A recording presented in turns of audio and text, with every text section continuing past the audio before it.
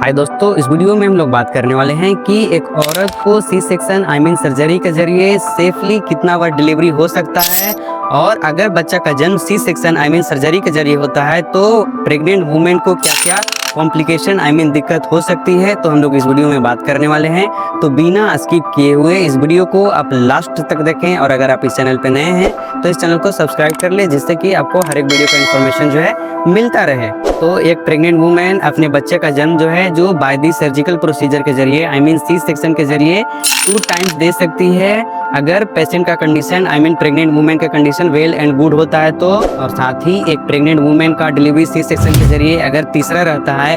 Third delivery रहता है, तो इस डिलीवरी में कॉम्प्लिकेशन होने का चांसेस ज़्यादा हो जाता है, क्योंकि इस डिलीवरी में हीमोग्लोबिन कम हो सकता है महिला के बॉडी में, प्रेग्नेंट वुमेन के बॉडी में हीमोग्लोबिन कम हो सकता है, और साथ ही उनका बीपी और शुगर फ्लक्चुएशन कर सकता है। तो अगर प्रेग्नेंट वुमेन का डिलीवरी सी सेक्शन के जरिए तीसरा डिलीवरी है, तो अगर प्रेग्नेंट वुमेन के बॉडी में पर्याप्त मात्रा में ब्लड है और साथ ही उनका बीपी और शुगर में किसी तरीका की दिक्कत नहीं है, तो उनका डिलीवरी सेफली हो सकता है by the C section surgery के जरिए। और साथ ही प्रेग्नेंट वुमेन का कंडीशन वेल एंड गुड रहता है और उनका प्रीवियस सर्जरी हिस्ट्री जो नहीं रहता है, तो उनका delivery by the surgical procedure के जरिए चौथा भी सेफली हो सकता है। अगर पेशेंट का कंडीशन वेल एंड गुड रहता है तो इसी कंडीशन में हो सकता है। हालांकि चौथा सी सेक्शन डिलीवरी में कॉम्प्लिकेशन होने का चांसेस बढ़ जाता है, क्योंकि बार बार एक ही जगह पे यूट्रस रप्चर होता है, जिसके कारण से कॉम्प्लिकेशन होने का चांसेस बढ़ जाता है। तो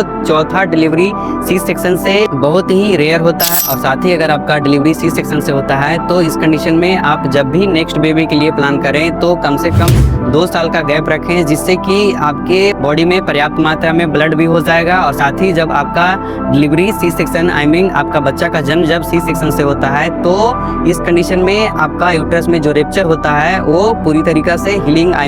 ठीक हो जाएगा और आपके बॉडी में पर्याप्त मात्रा में ब्लड भी बन जाएगा, अगर आप 2 साल का कम से कम गैप रखते हैं तो, जिससे आपको कॉम्प्लिकेशन किसी तरीका की दिक्कत होने का चांसेस कम हो जाता है अगर आप नेक्स्ट बेबी के लिए 2 साल का गैप रखते हैं तो। और साथ ही जब एक वुमेन का डिलीवरी सी सेक्शन सर्जरी के जरिए होता है तो उनको कुछ कॉम्प्लिकेशन होने का चांसेस बढ़ जाता है, जैसे यूरिनरी ब्लैडर में रप्चर होने का चांसेस बढ़ जाता है,